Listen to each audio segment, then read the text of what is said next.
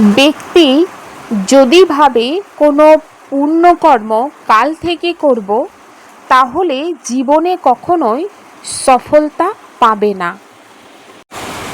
ধন দৌলত জীবনের প্রয়োজনগুলোকে পূরণ করতে পারে, কিন্তু সত্যিকারের সমৃদ্ধি কেবলমাত্র ভালোবাসা আর আপনাপন আর করুণা দিয়েই মিলতে থাকে। যে ব্যক্তি হৃদয়ের অন্যের জন্য স্নেহ, সম্মান আর সংবেদনা ভরা থাকে, সেই ব্যক্তি বাস্তবে সবথেকে বড় ধনবান। কারণ ভালোবাসা সম্পন্ন মন প্রতিটি পরিস্থিতির মধ্যে সুখ আর সন্তোষের অনুভব করায়। আমাদের জীবনে নিজেকে জানার জন্য, জীবনকে বোঝার জন্য ছটপটানি থাকার প্রয়োজন। আমাদের এমন হওয়া উচিত যেন জীবনের শেষ ট্রেন এখনই চলে যাচ্ছে। এক শীঘ্রতা অনুভব করা উচিত, একটি মুহূর্তের মূল্য বোঝা উচিত, কারণ মানব জন্ম অতি মূল্যবান। সর্বদাই সকলের জন্য ভালো কিছু করতে হবে, তাহলে সর্বদাই শুভেচ্ছা প্রাপ্ত করবে। কেননা সম্ভব আর অসম্ভব কেবল আমাদের চিন্তা, তাই সর্বদাই শুভ চিন্তা করতে হয়। ओम शांति। तुम गारंटी करते हो कि हम अपने ही योग बल से इस भारत को स्वर्ग बनाएंगे। वहाँ एक धर्म, एक राज्य होगा। बाबा बोलें, बाच्चारा তোমরা গ্যারান্টি করো যে আমরা নিজেদের যোগ বলের দ্বারায় এই ভারতকে স্বর্গ বানাবো। সেখানে একটি ধর্ম, একটি রাজ্য হবে। माया के किस विघ्नों से सेफ रहने वाले बहुत अच्छी कमाल कर सकते हैं। বাবা বলেন, মায়ার কোন বিঘ্ন থেকে সেফ থাকলে খুব ভালো সার্ভিস করতে পারবে। माया का सबसे बड़ा विघ्न है देह अभिमान में लाकर एक दो के नाम रूप में फंसाना। जो बच्चे इस विघ्नों से सेफ रहते हैं, माया के धोखे से बचे रहते, वो बहुत कमाल कर दिखाते हैं। उनकी बुद्धि में सर्विस के नए नए ख्यालात चलते रहते हैं। सर्विस में उन्नति तब होगी जब देही अभिमानी होंगे। বাবা বলেন, মায়ার সবচেয়ে বড় বিঘ্ন হল দেহবোধের দ্বারাই একে অপরের নাম রূপে আটকে যাওয়া। যে বাচ্চারা এই বিঘ্ন থেকে সেফ থাকে, মায়ার ধোঁকা থেকে সুরক্ষিত থাকে, তারা অনেক ভালো সার্ভিস করে দেখায়। তাদের বুদ্ধিতে সার্ভিসের নূতন নূতন চিন্তন চলতে থাকে। সার্ভিসের উন্নতি তখন হবে যখন দেহি অভিমানী হবে। পরমাত্মা বাবা এসেছেন আত্মারূপী বাচ্চাদের শ্রীমত প্রদান করতে। এই কথা তো বাচ্চারা জানে যে একটু সময়ের মধ্যে ড্রামার প্ল্যান অনুসারেই সমস্ত কাজ পূর্ণ হবে। আমরা রাবণপুরীকে বিষ্ণুপুরী বানাই। এখন বাবা হলেন গুপ্ত, তাই পড়াশোনাও হলো গুপ্ত। সেন্টার তো অনেক আছে, ছোট বড় গ্রামে সেন্টার আছে এবং বাচ্চাদের সংখ্যাও আছে অনেক।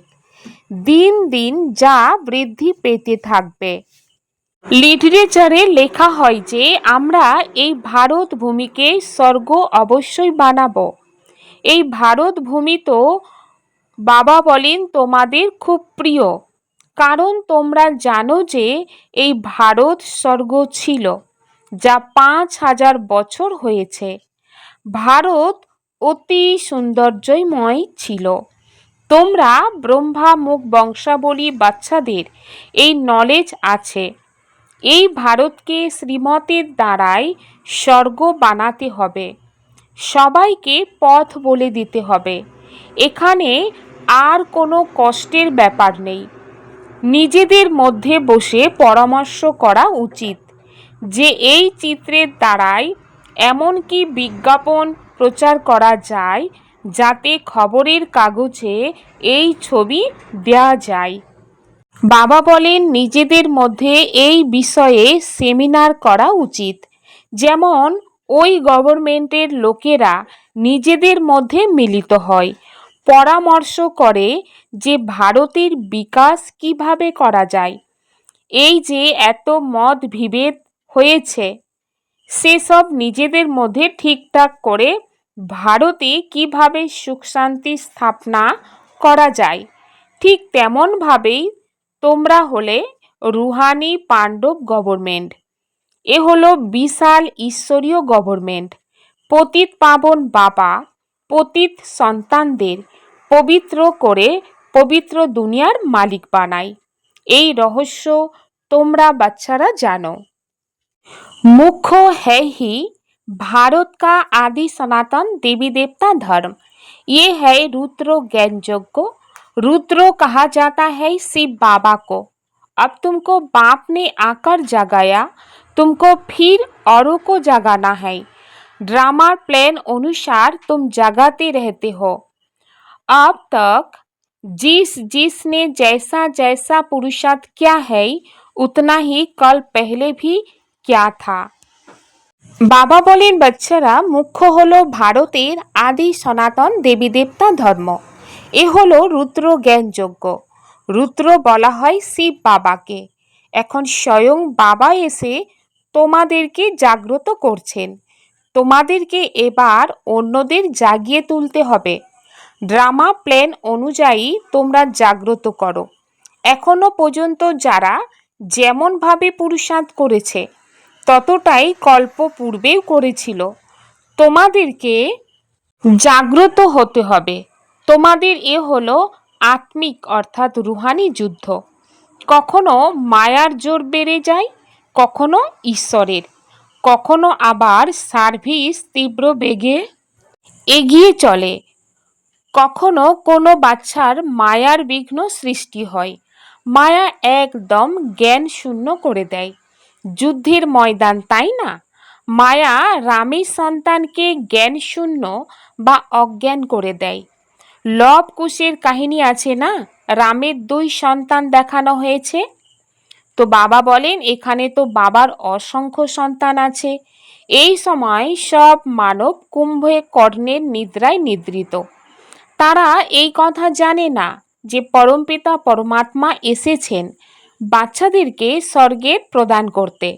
বাবা ভারতেই আসেন, এই কথা একেবারে ভুলে গেলে চলবে না। ভারতবাসী স্বর্গের মালিক ছিল, তাতে কোনো সন্দেহ নেই। পরমপিতা পরমাত্মার জন্ম এখানেই হয়, তাই তো শিব জয়ন্তী ভারতে পালন করা হয়। অর্থাৎ পরমাত্মা বাবা এসে অবশ্যই কিছু করেছিলেন, তাই না? বুদ্ধি বলে যে নিশ্চয়ই বাবা এসে স্বর্গের স্থাপনা করেছেন। অনুপ্রেরণার দ্বারা তো করবেন না। এখানে তো বাচ্চারা তোমাদেরকে রাজযোগ শেখানো হয়, স্মরণের যাত্রায় শেখানো হয়। প্রেরণার কোনো আওয়াজ থাকে না। মানবভাবে শঙ্কর প্রেরণার দ্বারাই বিনাশ করেন, কিন্তু এতে প্রেরণার কোনো কথাই নেই। বাবা বলেন তোমরা বুঝেছ যে ড্রামাতে তাদের পাঠ হলো মিসাইল তৈরি করা। তারা হলো বিনাশের কার্যের নিমিত্ত। প্রেরণা হলো শাস্ত্রে লেখা শব্দ, এতে প্রেরণার কোনো কথাই নেই। ড্রামা অনুযায়ী বিনাশ তো হতেই হবে। গায়েন আছে মহাভারতের যুদ্ধে এই মিসাইল ইত্যাদি কাজে ব্যবহার করা হয়েছিল। যা কিছু পাস্ট হয়ে গিয়েছে সেসব পুনরায় রিপিট হবে। বা বলেন তোমরা গ্যারান্টি করো যে আমরা যোগ বলের দ্বারাই স্বর্গের স্থাপনা করব। সেখানে একটি ধর্ম থাকবে, তাহলে অন্য ধর্মগুলি কোথায় যাবে? অবশ্যই বিনাশ হয়ে যাবে। এই সব কথা বুঝতে হবে। গায়েন আছে ব্রহ্মার দ্বারাই স্থাপনা, বিষ্ণুর দ্বারাই পালন। এই কথা তো ঠিক, কিন্তু শঙ্করকে তো শিবের সঙ্গে মিলিয়ে দিয়েছে। সেটা ঠিক নয়। তারা শিব শঙ্কর বলে দেয়, কারণ শঙ্কর তো কোনো কাজ করে না, তাই শিবের সঙ্গে মিলিয়ে দিয়েছে। কিন্তু শিব বাবা বলেন, আমাকে তো অনেক কাজ করতে হয়, সবাইকে পবিত্র করতে হয়। আমি এই ব্রহ্মার দেহে প্রবেশ করে এই সাকার দেহের দ্বারাই স্থাপনার কাজ করি। শঙ্করের তো কোনো পাঠ নেই, শিবের পূজা হয়। শিব হলেন কল্যাণকারী। বাবা বলেন, সেন্সিবল বাচ্চাদের বুদ্ধিতে জ্ঞান ধারণ খুব শীঘ্রই হয়ে যায়। মানুষ তো কিছু জানে না যে পতিত পাবন বাবা কবে আসবেন। এখন তো কলিযুগের অন্ত। যদি বলা হয় যে কলিযুগের অন্ত হতে এখনো 40,000 বছর বাকি আছে, তাহলে আরও কতখানি পতিত হবে, এখন আরও কত দুঃখ সহ্য করবে। কলিযুগের সুখ তো হয় না।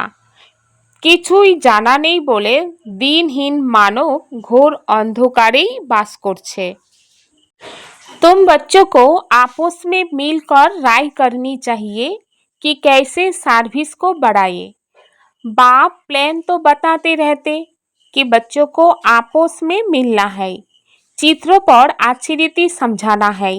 ये भी ड्रामा अनुसार चित्र बनते जा रहे हैं। বাবা বলেন, বাচ্চারা তোমাদের নিজেদের মধ্যে মিলিত হয়ে পরামর্শ করা উচিত যে সার্ভিস কিভাবে বৃদ্ধি পাবে। বাবা প্ল্যান তো বলেন, এখন বাচ্চাদেরকে নিজেদের মধ্যে মিলিত হতে হবে, চিত্রের দ্বারাই ভালোভাবে বোঝাতে হবে। ড্রামা অনুযায়ী চিত্র তৈরি হচ্ছে। বাচ্চারা জানে যে সময় যেমন পার হয়ে যাচ্ছে, হুবহু ড্রামা চলতেই থাকছে। বাচ্চাদের অবস্থা তো কখনো ওপরে কখনো নিচে, এই রকম চলতে থাকবে। বাবা সাক্ষী হয়ে দেখেন, কখনো বাচ্চাদের ওপরে গ্রহণের দশা লাগে, তখন সেই গ্রহণ দূর করার পুরুষার্থ করান। বাবা ক্ষণেকে ক্ষণেকে বলেন, বাবাকে স্মরণ করো, কিন্তু দেহ অভিমানে এসে দুঃখ পায়। এতে দেহী অভিমানী হতে হবে। কিন্তু বাচ্চাদের মধ্যে দেহবোধের ভান অনেক আছে। তোমরা দেহী অভিমানী হও, তবে বাবা স্মরণে থাকতে পারবে, তখন সার্ভিসের উন্নতি হবে। যারা উচ্চ পদ প্রাপ্ত করবে তারা সর্বদাই সার্ভিসে ব্যস্ত থাকবে। ভাগ্যে যদি না থাকে তবে কোনো চেষ্টা করবে না। তারা নিজেরাই বলে, বাবা আমাদের ধারণা হয় না, জ্ঞান বুদ্ধিতে বসে না। ধারণা যদি না হয় তবে খুশির অনুভূতি হবে না। যাদের ধারণ হয় তারা খুশিতে থাকে, তারা বুঝতে পারে শিব বাবা এসেছেন। বাবা বলেন, বাচ্চারা তোমরা ভালোভাবে বুঝে তারপর অন্যদেরকে বোঝাও। কেউ তো সার্ভিসে ব্যস্ত হয়, পুরুষার্থ করতে থাকে। তো তোমরা বাচ্চারা জানো যে যে সেকেন্ডগুলি পার হচ্ছে সেসব ড্রামাতে নির্দিষ্ট আছে, পুনরায় সেই সব রিপিট হয়।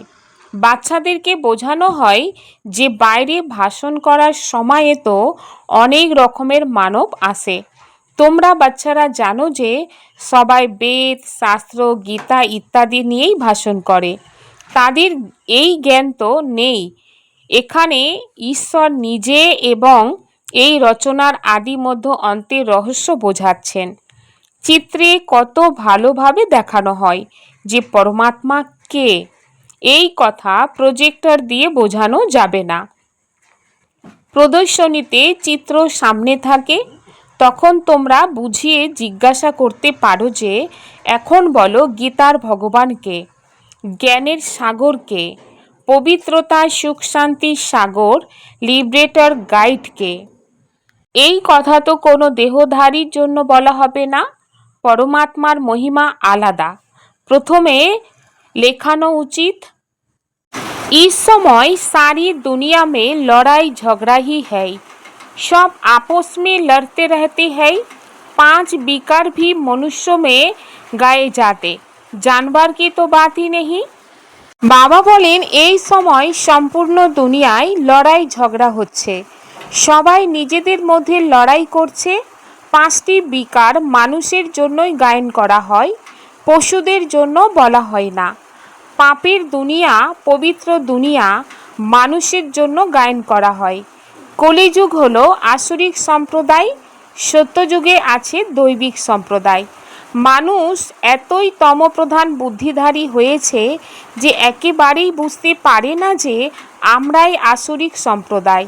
দেবতাদের সম্মুখে দাঁড়িয়ে গান করে, আমরা নীচ পাপী, আমি নির্গুণ, গুণহীন, আমার কোনো গুণ নেই।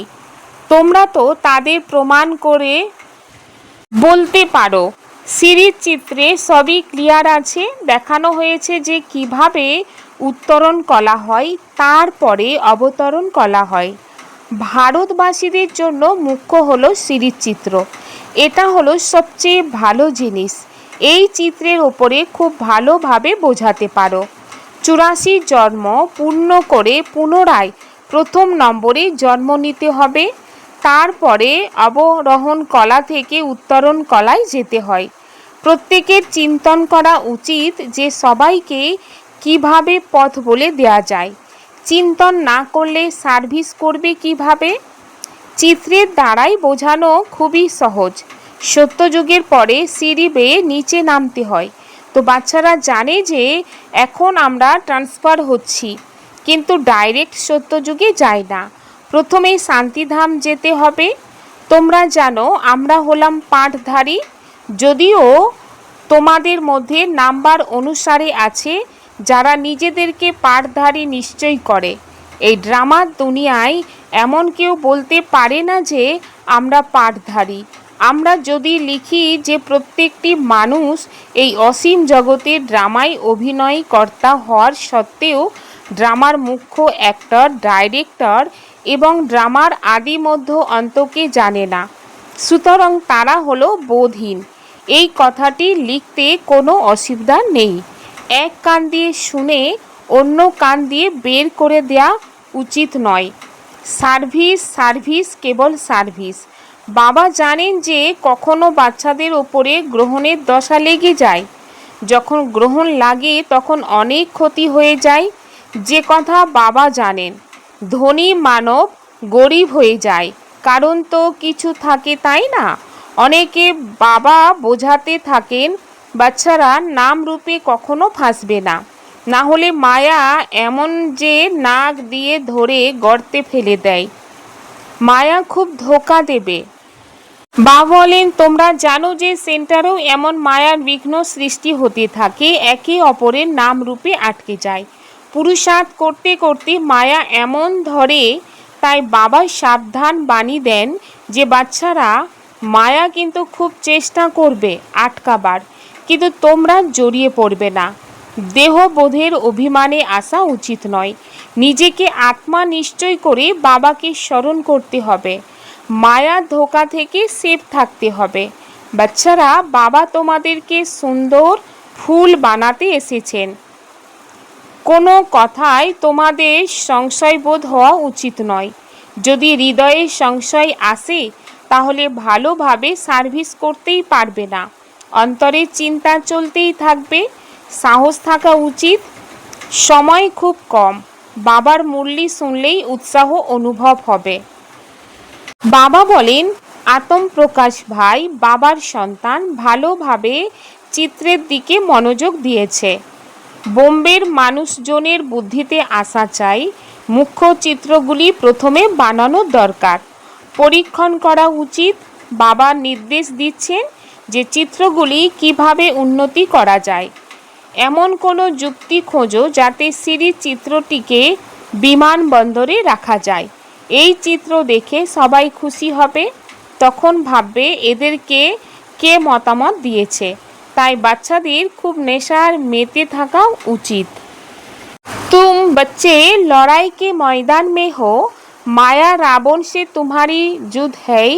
माया बहुत विघ्न डालती है, बच्चों को बहुत सावधान रहना चाहिए।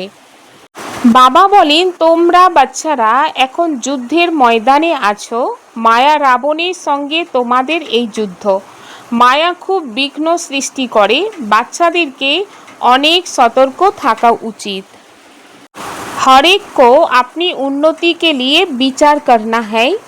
चित्रों पर कैसे समझाए, सर्विस को कैसे बढ़ाए, चित्रों में ऐसा क्या डाले जो मनुष्य समझ जाए। बाबा बोलें प्रत्येके निजेर उन्नतिर चिंता करते हबे, चित्रेर द्वाराई किभाबे बोझाबो, सार्विस किभाबे बृद्धि हबे, चित्रेर आरो एमन की जोग करा जाय जाते मानव सहजे बुझते पारे। देह अभिमान के त्याग द्वारा श्रेष्ठ भाग्य बनाने वाले सर्वसिद्धि स्वरूप भव। देह अभिमान का त्याग करने अर्थात देही अभिमानी बनने से बाप के सर्व संबंध का, सर्व शक्तियों का अनुभव होता है। ये अनुभव ही संगम युग का सर्वश्रेष्ठ भाग्य है। विधाता द्वारा मिली हुई इस विधि को अपनाने से वृद्धि भी होगी और सर्व सिद्धियाँ भी प्राप्त होगी। देहोधारी के संबंध व स्नेहों में अपना ताज तख्त और अपना असली स्वरूप सब छोड़ दिया तो क्या बाप के स्नेहों में देह अभिमान का त्याग नहीं कर सकते। इसी एक त्याग से सर्वभाग्य प्राप्त हो जाएंगे। बाबा बोलें देह अभिमानेर त्यागेर द्वाराई श्रेष्ठ भाग्य तैरी करा सिद्धि स्वरूप भव। देह अभिमान त्याग करा अर्थात देही अभिमानी हওয়ার माध्यमे बाबार साथे सर्वसम्बन्धे सर्वशक्तिर अनुभव हय। এই अनुभव संगम जुगेई सर्वश्रेष्ठ भाग्य। विधाता द्वारा प्राप्त এই বিধিকে আপন করে নিলে বৃদ্ধি হবে এবং সর্বসিদ্ধিও প্রাপ্ত হবে। দেহধারীদের সম্বন্ধে বা স্নেহ তো নিজের তাজ বা মুকুট, সিংহাসন এবং নিজের প্রকৃত স্বরূপ সব ছেড়ে দিলে তাহলে বাবার স্নেহে কি দেহ অভিমানকে ত্যাগ করতে পারো না। এই একটি ত্যাগের মাধ্যমে सर्वभाग्य प्राप्ति हो जाबे। क्रोध मुक्त बनना है तो स्वार्थ के बजाय निस्वार्थ बनो, इच्छाओं के रूप का परिवर्तन करो। बाबा बोलें क्रोध मुक्त होते होले स्वार्थेर बदले निस्वार्थ हओ, इच्छा रूप परिवर्तन करो। अपवित्रतार बीज के समाप्त करे सम्पूर्ण स्वच्छ पवित्र होते हबे। बाबार साथे तोमरा सकलेई दायित्वेर बीड़ा उठिएछ। जे पवित्रतार द्वाराई आमरा प्रकृतिकेও पवित्र करे तुलब।